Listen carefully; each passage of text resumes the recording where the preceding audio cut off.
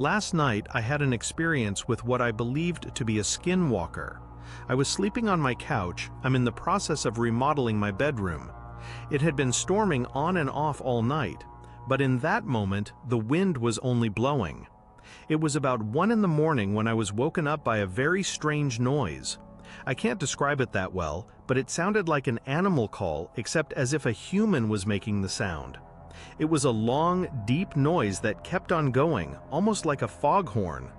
It sounded like it was right outside my window in my backyard. In case you're wondering, I live in a country near the Ozark Mountains and directly on the Trail of Tears. I've lived out there in the middle of the woods my whole life. I've heard and seen everything. Bears, deer, cougars, raccoons, coyotes, but the sound that I heard that night wasn't like anything that I've ever heard. I'm not going to lie, it scared the absolute hell out of me. I immediately went to my bedroom. I have a window that looks into my backyard as well. I wanted to see whatever it was, but I didn't want to pull back my living room curtains to come face to face with it. I couldn't see anything through my bedroom window, so I turned around and started walking back to the living room. Then something hit my window. It wasn't strong enough to break it, it just sounded like someone hit the palm of their hand on the glass. At that point, I went back to sleep and ignored the sound. Looking back on it, I should have recorded it, and I tried when the noise came back the next night, but every time I took out my phone, it stopped. Today, I built up enough courage to go into my backyard and to investigate. There were loose limbs everywhere. I had a bonfire a few weeks ago. The remaining ashes had been dug through, not blown by the wind or damaged by the rain. No, it looked like something took their hands and dug a hole. I did some research and I think it's a skinwalker. I'm no stranger to these things. I've heard lots of stories about them, and considering that I've seen several things walking through the woods through my lifetime, I'm starting to become really convinced. So this happened to me last September, and I'm writing about it now only because I've read so many experiences people have had that I'm at a point where I'm more comfortable talking about what happened. My best friends live out by a country farmland in Michigan. The land is very old and probably traces back to the Native Americans. There is even a nearby road called Indian Trail. Well, it was around 1:30 a.m. and I was leaving their house. And to paint a visual of what their yard looks like, the driveway is in the shape of a U and they have many cars parked except for this one part near the front of the house where there is a giant evergreen tree. Nobody ever parks in front of, and a light that hangs over to illuminate this area where my car was parked is the furthest to the left. And I have to walk across the entire yard and past the tree in order to get to my car. Well, as I left that night, I reached about the center of the yard and suddenly felt my heart rate was skyrocketing. This happened out of nowhere, and I started running to get to my car as fast as I could. As I got into my car, my front windows were foggy, and as I started the car, there was a small patch clearing up at the bottom of the windshield where I could see clearly. And that's when I saw the thing squatting by the evergreen tree and watching me. I have never had that feeling, as though my body was burning at 300 degrees and my heart was in my throat, throbbing. I looked through that small patch of my window, which was now growing larger, and the thing wasn't moving. It was still frozen in place and squatting. It was not human, and it was not animal either. My body went numb. All of this happened in a matter of 30 seconds, and I backed out of the driveway and drove down the dirt road to get home, probably driving 70 miles per hour. I immediately repressed what happened to that point, and I don't even remember how I got home. The next day comes around, and I go over to their house again. And I was sitting in my friend's room, and I told her that I saw something in her yard last night. And she freaked out at me because she said it could have been a robber or a dangerous person. And I told her no, it wasn't a person. I described it as the cocky man because it looked like those saggy, cocky tan pants, but only the entire body was that texture. The head was bald, with ears folded into the scalp and pitch black, beady eyes like round buttons.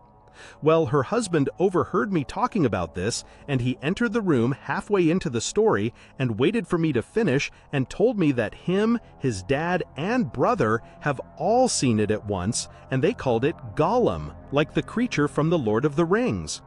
I didn't know what it was, and they showed me a figurine of it, and it had similar resemblance to it.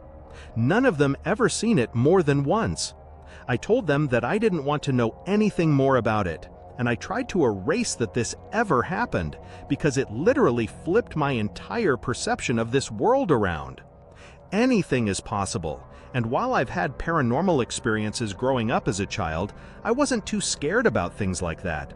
But to come across a creature that is not something my brain could have ever comprehended, at this point, I believe that all kinds of things are out there. But all this time has passed since, and I'm still traumatized from it. I don't want to live in fear, and I still visit my friends frequently, but ever since then, they always walk me out if I'm leaving late at night. After a couple months passed, I decided that I wanted to know what it was that I saw.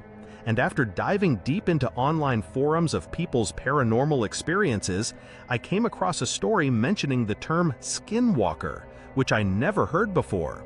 So I decided to look it up, and that's what sparked my interest on researching more. I have read tons of stories online about encounters others have had with skinwalkers, which led me to research more about Native American folklore and the one who walks on all fours. A part of me thinks that it could have certainly been that, but another part of me is not so sure because this thing almost looked alien, and not so much like a coyote, although we often hear coyotes in this area late at night. I described what this looked like to my friend who lives at the house, and she illustrated a spot-on picture of it that I'll attach here. I would love to hear from any of you with possible insight related to the subject of skinwalkers, as well as if you've seen anything like this. I have had some nightmares from it, and I've thought about possibly talking to a Native American shaman who owns a shop nearby, but I'm not sure how I could approach a topic like that, because it's a topic they don't like to speak about, which is why I wanted to share it here first. I told this story to some friends tonight after not thinking about it for a while and remembered how odd and creepy it really is. The man who told me about this terrifying experience in the Colorado wilderness as one of those distinct relatives that everyone has. They're your third cousin twice removed or something to that effect. I'm not positive exactly how we're related, but he's an incredible guy. I'll call him Greg. Greg is a decorated green beret with a silver star to his name that he earned by capturing the leader of an Afghan sniper cell without incurring any casualties. Despite his status of a huge badass and not his inconsiderable size, 6'3", 200-pound Greg is a teddy bear, just an extremely humble, kind person. I have a lot of experience in the outdoors, and I've lived in Colorado for most of my life. And Greg and I had an extended conversation about our adventures in the woods at my grandmother's house for Thanksgiving. We were sitting on the couch wearing tacky holiday sweaters when a conversation turned to hunting. Greg mentioned offhand that he used to be an avid hunter, but had an experience that turned him off to it. He doesn't even like guns anymore, something I found surprising coming from an accomplished soldier.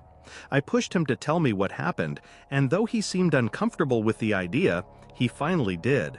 I'm going to switch to first person now and try to write exactly what Greg told me. It was late October, which means elk season is up in the Indian Peaks wilderness, and I went up there to bag a few elk and just relax for a few days by myself. I parked the truck near a trailhead about 8 miles from where I would end up setting up camp and was looking forward to the nice weekend in the woods with some nice peace and quiet. After packing all my gear and getting ready, the first morning I was in my deer blend about 20 feet up in a tree with a cup of coffee and my rifle. The sun had just come up an hour or so ago. About 50 yards from my tree, the tree line ended and opened up into a big meadow where a lot of elk tended to roll through. And I could sight my rifle pretty well through the trees and could see most of the big grassy area. Maybe a couple hours had passed, which really isn't boring that deep in the woods. I just drank my coffee from my thermos and listened to the life around me, feeling the woods getting ready for winter.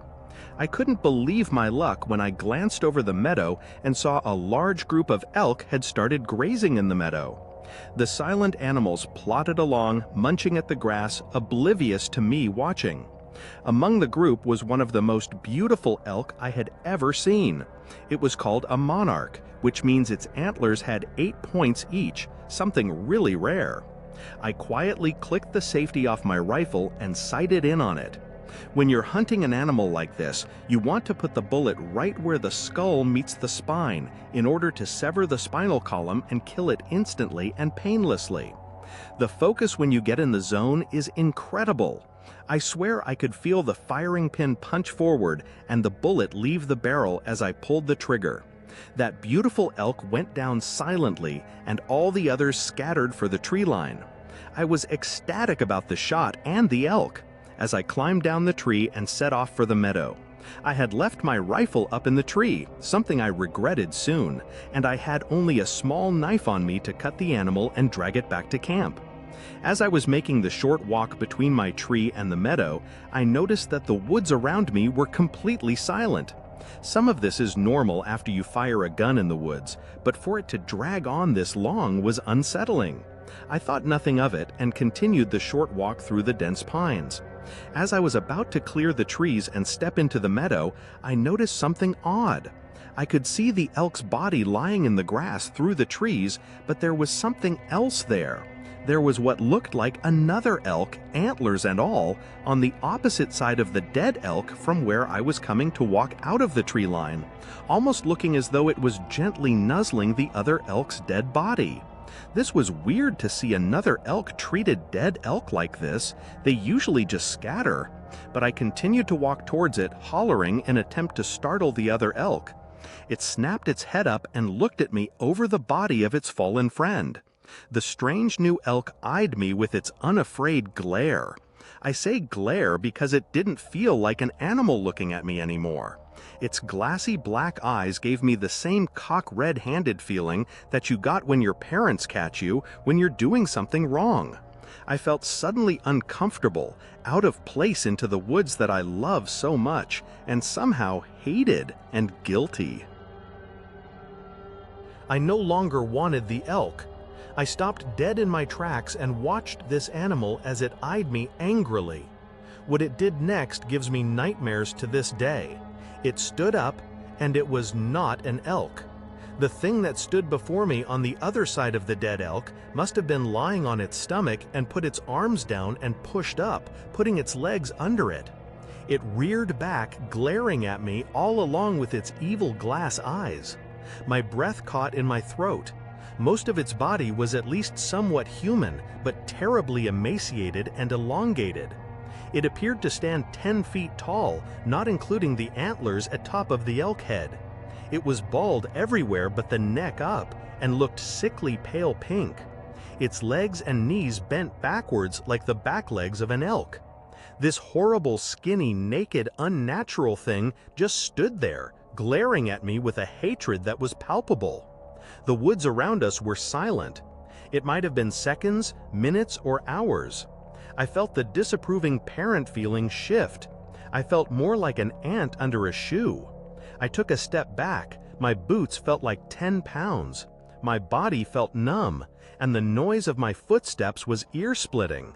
I took one more and then turned and ran. Running through those thick woods is tough, but I ran faster than I ever have in my life. I passed under my tree with my $4,000 rifle still sitting in it without even slowing down. I ran all the way back to my camp, which must have been a mile before I stopped for a breath. It took me another minute to dare to look behind me. I was alone, but the woods around me were still silent and brooding. I wanted more than anything to pack up and go home, but I knew that I would not likely make it back to the car before nightfall, and I did not want to be exposed at night. I cooked an MRE in my tent and stayed there the rest of the day. When night fell, I wrapped myself in my sleeping bag and tried to sleep, but I couldn't stop myself from staring at every little noise. I kept thinking about the possible rational explanations for what I saw. Maybe there's a crazy guy out there who found an elk head and is wearing it around, scaring people. But no explanation came up when I quailed the maddening fear that I felt. That horrible sense of being hated and guilty, far from home, and nothing explained why that thing was 10 feet tall, with inverted knees. As soon as the sun came up, I ran back to the blind and took it down, then ran back to camp with my rifle and bag packed, everything up, and hiked out. I've never fired a gun in the woods since, and I don't ever intend to again. I'm not a spiritual person, but if that wasn't something in the forest telling me to leave it alone, I don't know what is. I can take a hint. I don't think I'll ever know exactly what that creature was, but I know what I saw. Next time you're up in the woods alone, be quiet, be respectful, and don't kill anything you don't have to. I thought at first Greg's story was too far-fetched to be true, but as he told it, I saw how truly scared he was.